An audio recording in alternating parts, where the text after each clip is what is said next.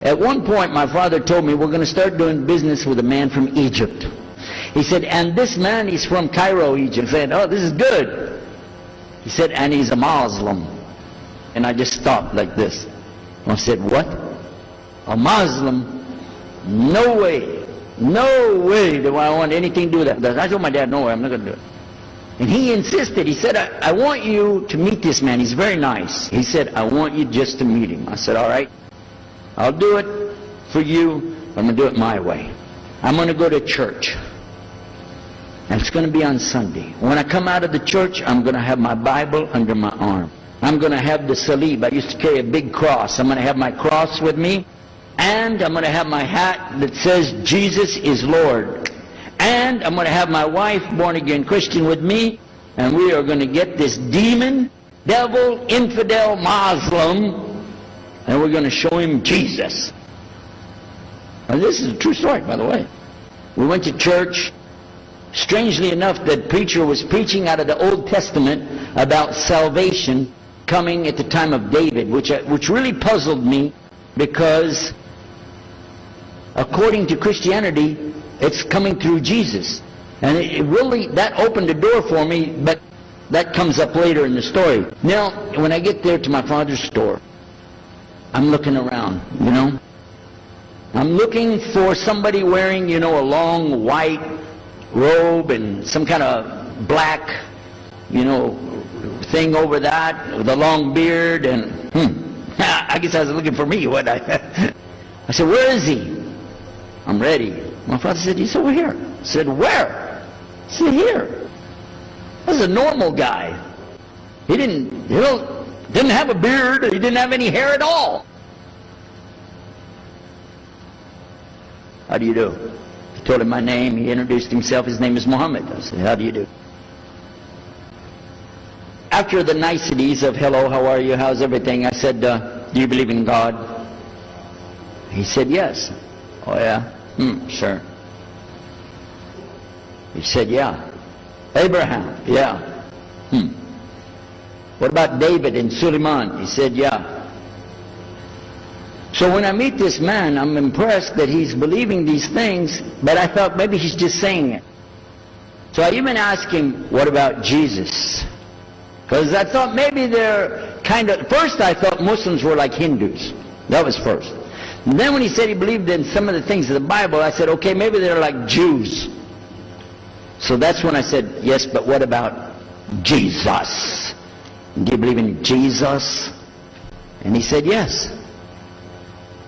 I said, okay, wait a minute. This is going to be easy. I can convert this guy. And in fact, I took him immediately out to have tea together. We sit together, drink tea, talk a little while. And I started trying to preach to him right away. And he sat there. Okay. He's a graduate of Allah's heart. And he's like this. During Ramadan, some of his friends that he was staying with, they had to move their apartment around or something. And he was going to go stay in the masjid for itikaf in Ramadan. It's normal. We didn't understand. I thought he has nowhere to go. And I told my dad, this man has nowhere to go. And my dad said, no, he's got money. I said, no, he doesn't. Daddy, I'm telling you, he has no place to go. I heard him say he's going to go live in the mosque. So I said, let me offer that he can stay at our place. And my dad said, no, you don't do that. That's not right. I said, no, I'm going to offer it to him. I went to him and I said, how would you like to come stay at our place? He said, no, I want to go and stay there. I want to stay in the mosque, and it's something good. I said, oh man, look at this poor man. Please come and stay in our house. And he said, no, I can't. I need to go stay over there. So I told him, listen, no. I want you to come and you can pay. You can pay money and stay with us. He said, how much? I said, $15 a week. Which in America is like nothing. And then he kind of hesitated. I said, and we'll pay for all the food. He said, okay, all right. So he came and stayed in our house. And I said, well, now that's good. I'll travel with him and go with him in places, and he'll see and he'll learn about Christianity. Over a period of time, I came to learn a lot of things. In fact, I tried to debate with him about many things, but he was so wise and well educated that he could see what I was doing and he would take it easy and let me win every debate. But if he wanted me to lose, I was going to lose. This was how well he could handle it. Now look, I have 2 visitors in my house. One is a Catholic priest, the other is a Muslim. And I'm thinking I can get the Catholic priest and convert him to be a Protestant. At the same time, I'm going to catch the Muslim and bring him over to Christianity. High aspirations. But it didn't work. Some strange things began to happen. We would sit around the table at night to discuss what is the Bible and what's the salvation. My father has a Bible. It's called King James Version. But I work out of a different one that I've had since 1953.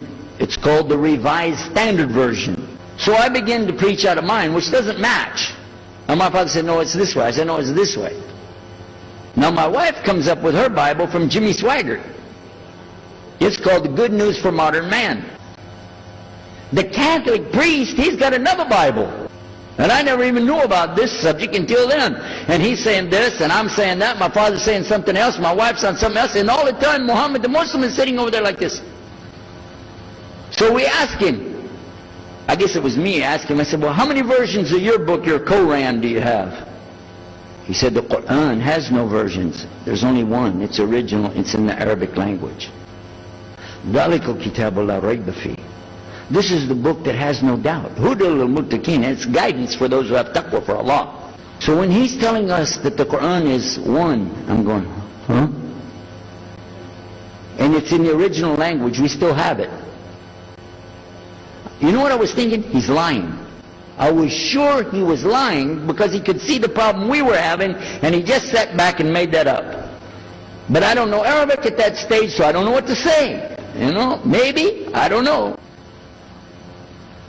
And he left it at that. He didn't try to preach. But it put a big doubt in my mind now about, we got all these books, he's got one, and la rayba fi, no doubt in it.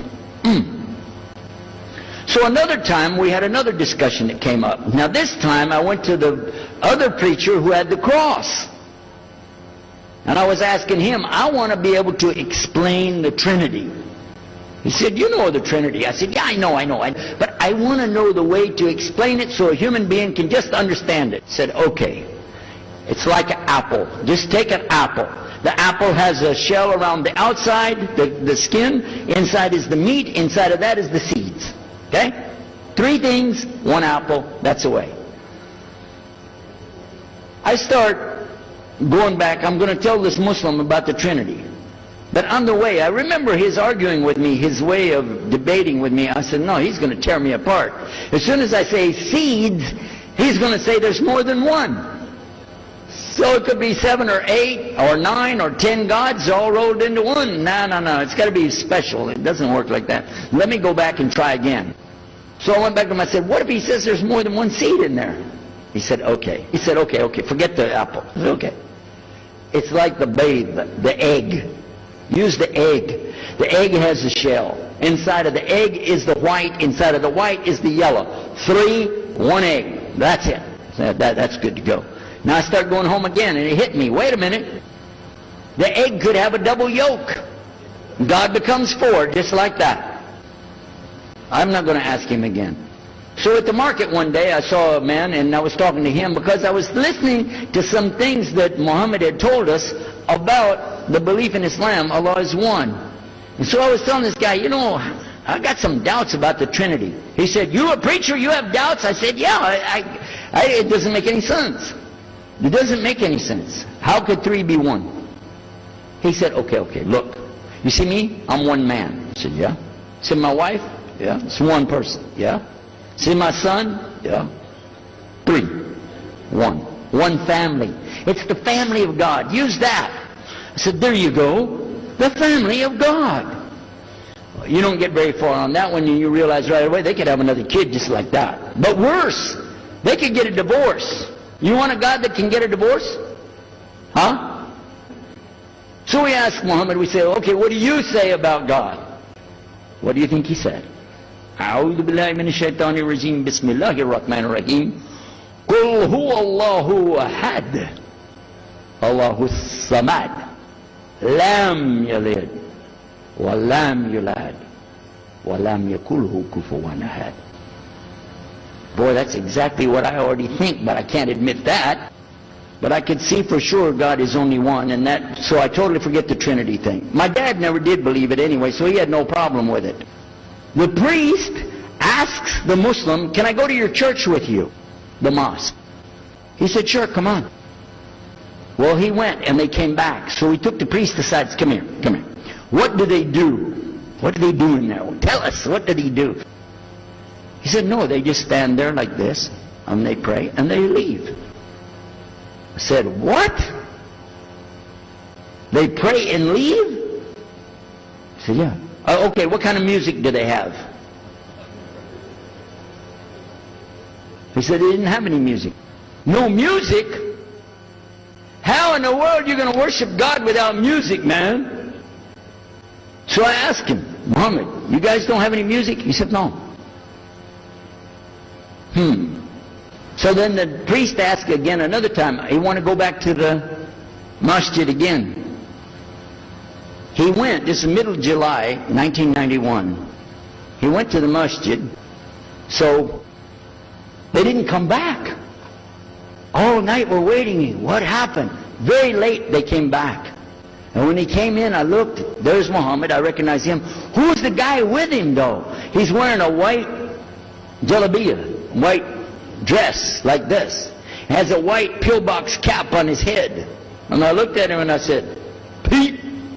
His name was Father Peter Jacobs, but we're not, Catholic, so I don't have to call him Father. I said, Pete, did you become a Muslim? He said, Ashhadu an la ilaha illallah, Ashhadu Muhammad Rasulullah. I said, oh my God, this is too amazing. Now here I'm preaching to the people and I'm trying to change what I'm saying, and here's a priest just became a Muslim. My father's saying it's a good deal, it sounds all right to him, and I don't know what to do. So I decided I'll talk, make mashura. I talked to my wife. We have an apartment upstairs. We were in our apartment up there, and I'm telling her, a priest became a Muslim today. What is that? And can you imagine what they were saying about the Quran and saying about this and so and so? All of a sudden she said, I want to get a divorce. Oh, whoa. It's not the subject, but what happened? She said, no, all this talking about religion and talking about Islam, and so I can see. I said, oh, no. No problem here. No problem. I said, you thought I was just observing somebody else. No, I'm not interested. Trust me. I don't want to be with those Muslims. Last thing I want to do is be with a Muslim. No way. Just put your mind at ease. She said, I need a divorce. I said, where are we going with this again? What's the problem with that? What happened? She said, a Muslim can't be married to a Christian. I said, what? No, wait a minute, hold on. I don't, look at me. I'm telling you, I swear I don't want to be a Muslim. Okay? And even if I did, don't you remember what he said? A Muslim man could be married to a Christian woman. It's not a problem. But I'm not saying I want to. I'm just saying it's not a problem. She said, that is the problem. A Muslim woman can't be married to a Christian man. I want to be a Muslim, so I need a divorce. I'll never forget, I was sitting right on the edge of the bed, just sitting there, and I almost fell over. I said, at last, I can tell the truth. I can say it. I didn't realize that she liked the idea. I was afraid. I said, okay, the good news is, I too want to be a Muslim. You know what she said? I don't believe you. I said, no, really. I was just saying that because, but for sure, just so you know, I want to be a Muslim. I've been thinking about it. I want to be a Muslim. We're both going to be Muslim. Alhamdulillah, it's going to be great. Right? You know what she said? I don't believe you because you're either lying right now or you were lying 5 minutes ago when you said you didn't want to be a Muslim. And either way, I don't want to be married to a liar. So get out. So I started leaving. So I went to get to Muhammad and I woke him up. I said, come, you and me, we got to talk. Come with me. And we went outside the house and we walked those country roads until the time for the dawn, the sun to come up at dawn. And all that time I talked to him about What's it like to be a Muslim? How do you have to believe? What do you have to do? Let me hear all of it now. And no more playing a game. I'm not debating. I just want to know. Just tell me. Just tell me what's Islam. I need to know what I need to do. And he told me everything, and I realized this is it. I got to make a decision. This is a big deal, though. And he told me, okay, this is up to you. You have to go make a choice for yourself. I can't help you. I said, oh my God. So when he was praying Fajr, I decided, I've been watching this man praying this direction with his head on the ground. It's so beautiful to see a man humble himself, put his head on the ground to the Rabbil Alameen. Let me try that. So I sneaked off somewhere where nobody could see me, illallah. And then I found a place, a board there, you know, and I bowed down on the ground, and I put my head down on the ground on that board there. And by the way, I'm pretty good at speaking, especially in prayers. I used to make so long a prayer, they wouldn't let me say the prayer at Thanksgiving because the food would be cold. Okay? So, but I put my head on the ground, and only these words came, no more words, just this. Oh God, guide me. That's it. And I was thinking, well, I got to say more than that. Nothing. Oh God, if you're there, guide me. That's it.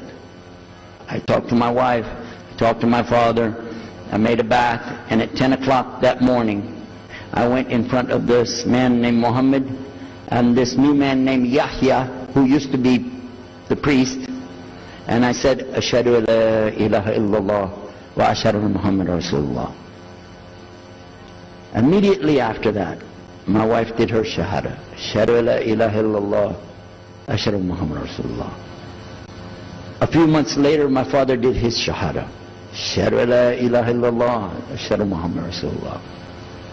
Step by step by step, we saw so many people enter into Islam. We wanted to tell the whole world what is Islam. We wanted everybody to know the real Islam. I said, how could this escape our knowledge? How could we not know about this great and wonderful thing called Islam?